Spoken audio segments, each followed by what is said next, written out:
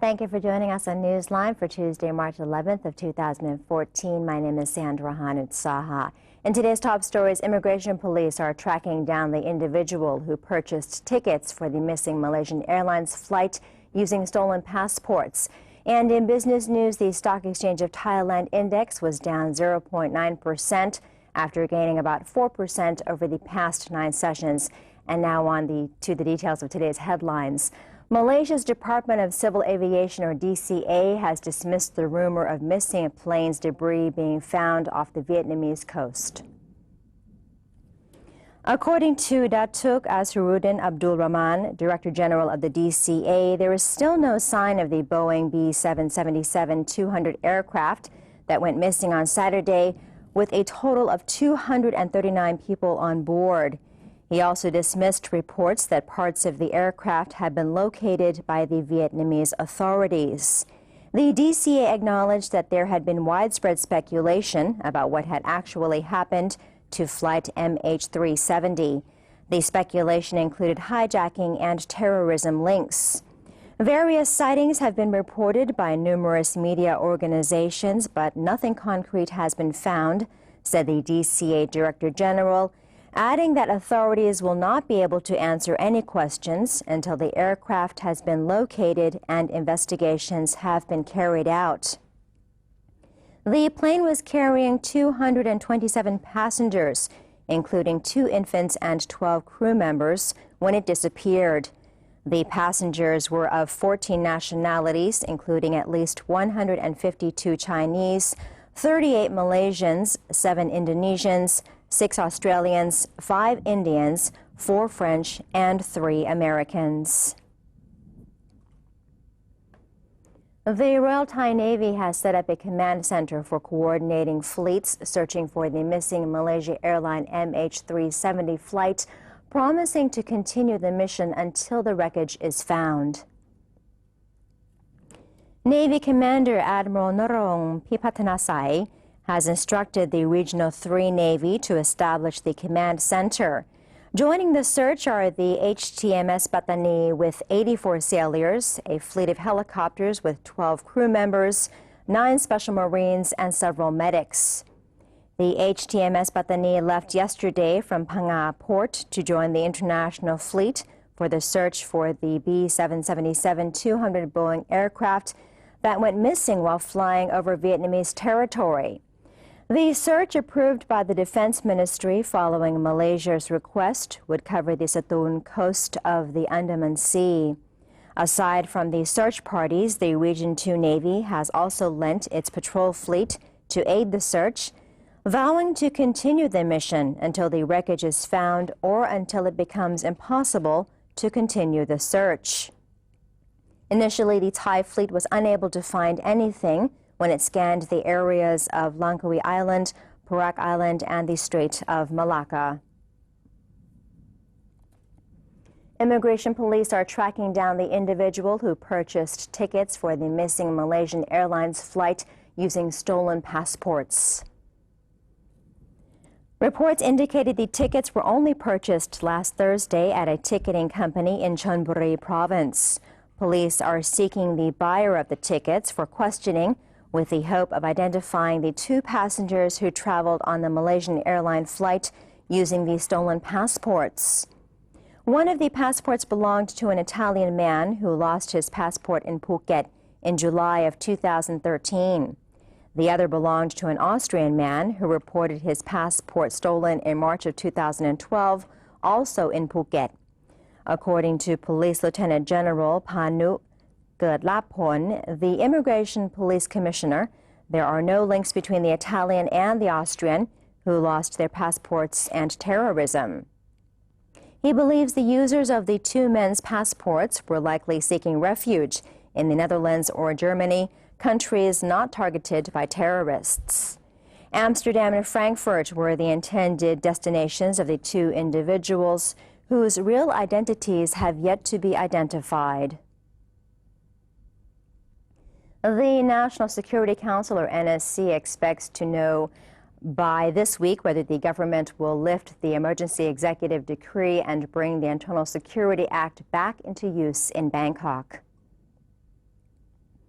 Prime Minister Yingluck Shinawatra on Monday asserted she had tasked internal security agencies with giving their opinions about the proposed lifting of the emergency executive decree in Greater Bangkok.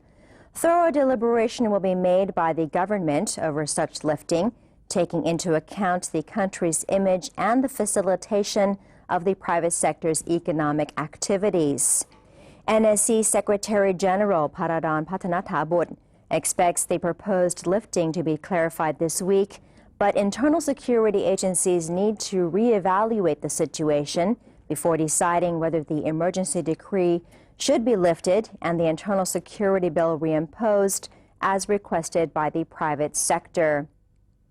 Meanwhile, Deputy Prime Minister and Center for Maintaining Peace and Order advisor Surapong Tawichak-Thaigun said the Royal Thai Police Office has been tasked with primarily deliberation of whether the emergency decree should be lifted. He added that the emergency law should not be lifted if the situation remains violent and war weapons are still used. The Center for Managing Peace and Order, or CMPO, has requested the Constitution Court to order the Anti-Government People's Democratic Reform Committee, or PDRC, to stop protesting, giving the reason that the group's protests are no longer peaceful. CMPO Director Chalom Yubamrung assigned the center's official to file a petition for an order to force the PDRC to end its prolonged anti-government rallies the center deemed undemocratic. The CMPO did not ask the court to disband any political party. Extensive evidence was submitted to the court along with a petition. It includes testimonies of people and officers affected by the protests, transcripts of the PDRC's speeches, and photographs of violent incidents taken by the media during the demonstrations. The Election Commission indicated on Monday a new government could be formed by May if the court ruled favorably in the case involving the election holding authority and if there were no further obstructions to the election process. Election Commissioner Somchai Suthiakon told the press on Monday that the Constitution Court's verdict on the EC's question over re-elections would not affect the March 30th senatorial election.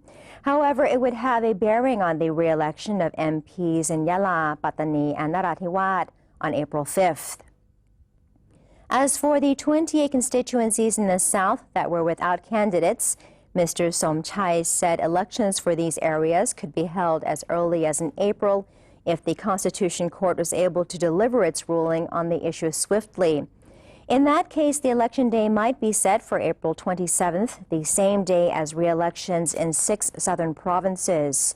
If all goes smoothly, the House of Representatives may be able to convene by the end of May, although it would still be missing the full roster of MPs, according to the Election Commissioner.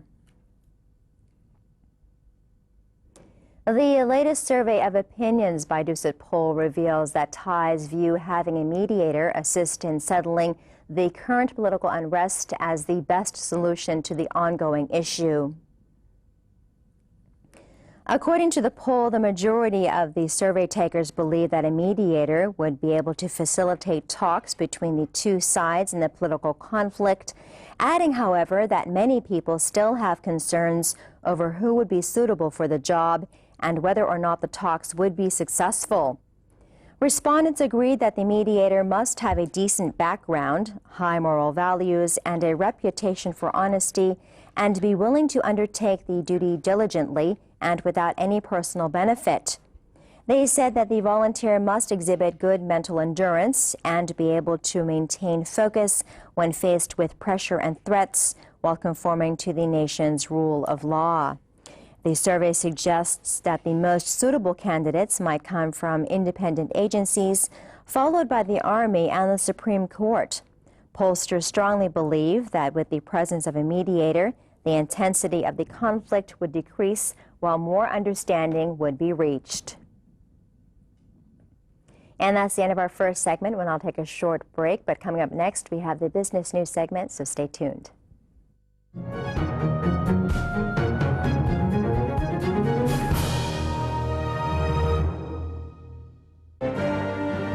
Open the world of information.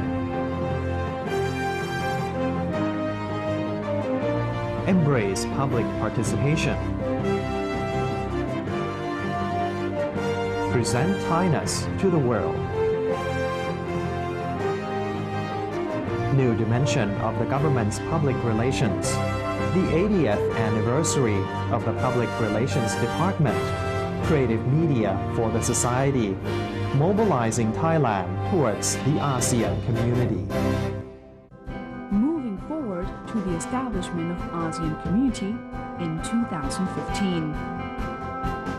The Public Relations Department has launched a 24-hour English language satellite TV channel, NBT World. Broadcast in C-band format, viewers can stay up to date on what's going on in Thailand and countries in the ASEAN region.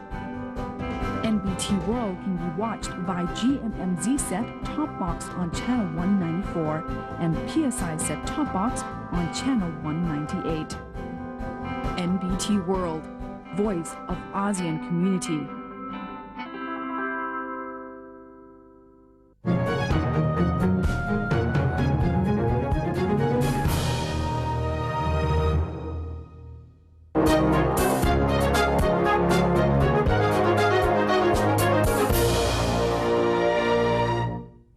Welcome back. You're watching Newsline, and now on to our business stories. The Commerce Ministry's latest auction of rice from the government stock received much interest from the private sector, with a total of 34 envelopes handed in.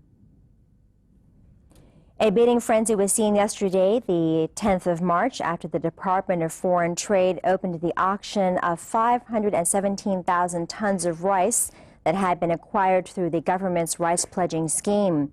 Throughout the session, which ran from 9 a.m. to 4:30 p.m., the bidders tendered as many as 34 envelopes, the highest number of all the auctions.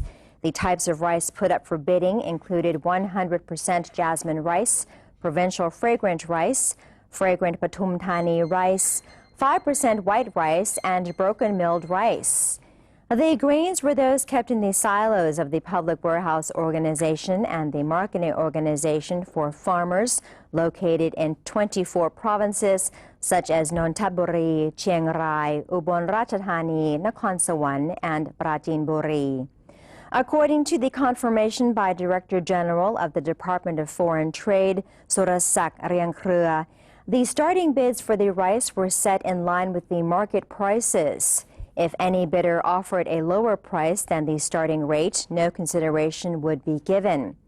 The winning bidders are expected to be called in by the department today for further price negotiations.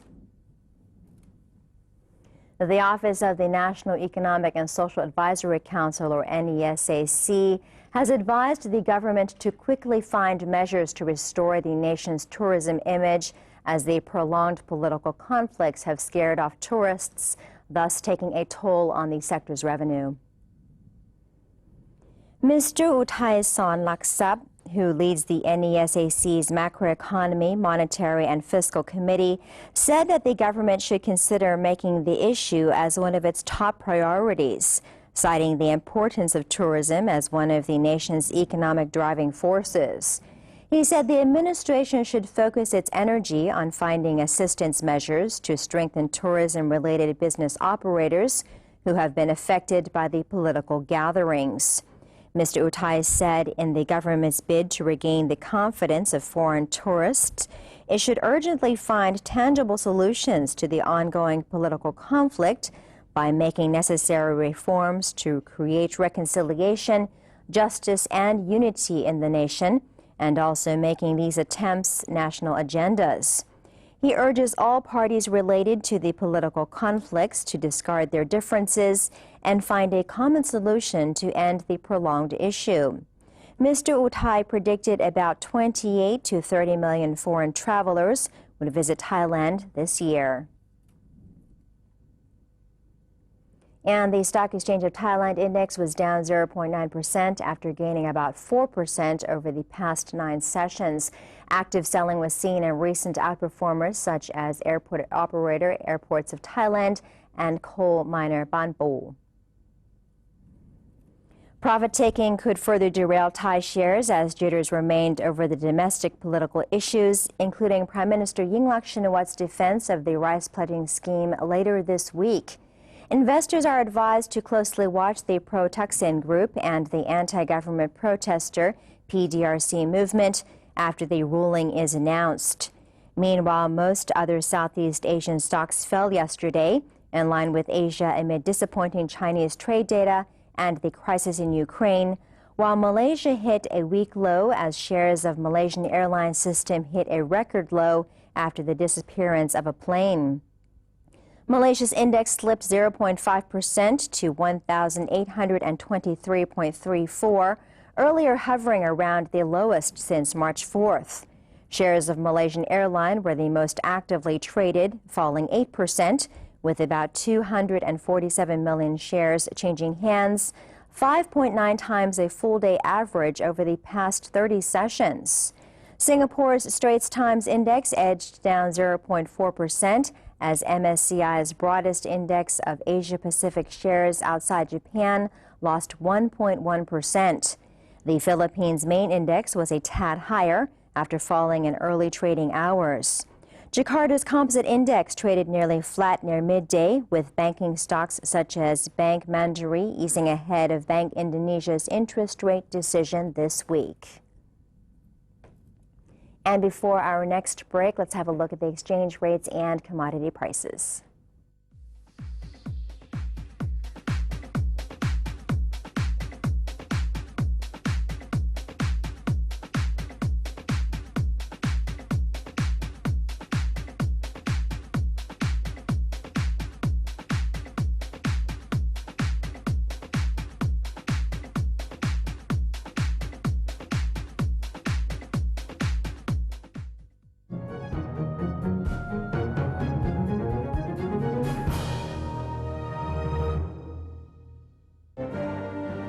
Open the world of information. Embrace public participation. Present Thainess to the world. New dimension of the government's public relations.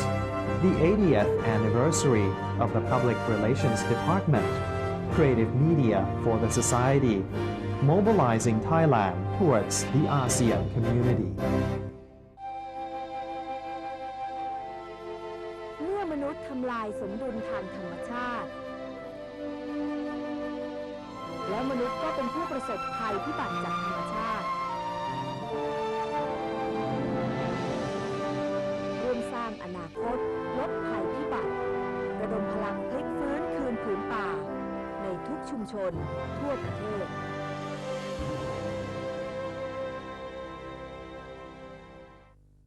For those who have Android smartphones, you can download a PRD News application by searching for PRD News English in Play Store. That way, you can stay up to date with the latest happenings in Thailand.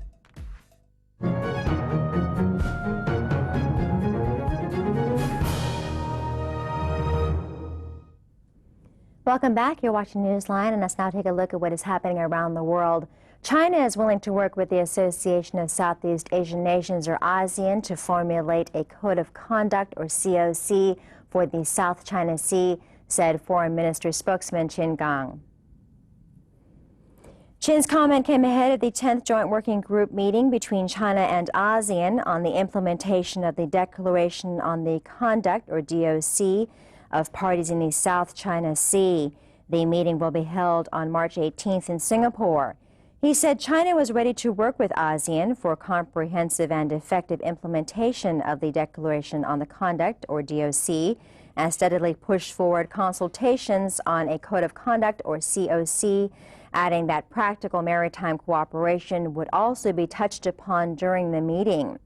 Mr. Chin also called for favorable conditions for the implementation of DOC and formulation of COC to maintain peace and stability on the South China Sea. China and ASEAN officials met last September in Suzhou, East China's Jiangsu province, for the 6th China-ASEAN senior officials meeting and the 9th Joint Working Group meeting on the implementation of DOC. British and Polish foreign ministers William Hague and Radoslaw Sikorski held talks in London on Monday and reiterated that Russia will face sanctions if it does not scale down its actions in Crimea. Mr. Hague said there would be costs and consequences for Russia if no such progress was made, and indeed far-reaching consequences in the event of further Russian intensification of these dangers and of this crisis. The worst face-off with Moscow since the Cold War has left the West scrambling for a response, especially since the region's pro-Russia leadership declared Crimea part of Russia last week and announced a March 16th referendum to confirm it. Meanwhile, Polish Foreign Minister Radoslaw Sikorski said Poland was ready to work with Russia in a contact group, but is ready to take action if Moscow does not work towards this diplomatic route. He added that if no de-escalation moves happen, or if Russia goes into Ukraine mainland or uses its forces in Moldova to do similar things as are being done in Crimea, the sanctions will be severe. Violence took place after dark in Venezuela's western city of San Cristobal as government buildings and security headquarters were attacked amid scenes of unrest throughout the country that has left at least 20 dead. According to local media, a group of some 30 people rampaged through San Cristobal, attacking public and security offices at a time of growing tensions in the city. Soldiers have moved into San Cristobal, popularly known as the birthplace of Venezuela's opposition protest movement, as authorities seek to control rowdy anti-Maduro protests that have raged on for nearly a month to demand the president's resignation. They accuse his government of using excessive force against demonstrators and protests. But Maduro says the demonstrations are part of a Washington-backed plot to overthrow his government. The unrest has been the worst in Venezuela in a decade, but does not show any signs of forcing Maduro from office, nor of affecting the country's crucial oil exports.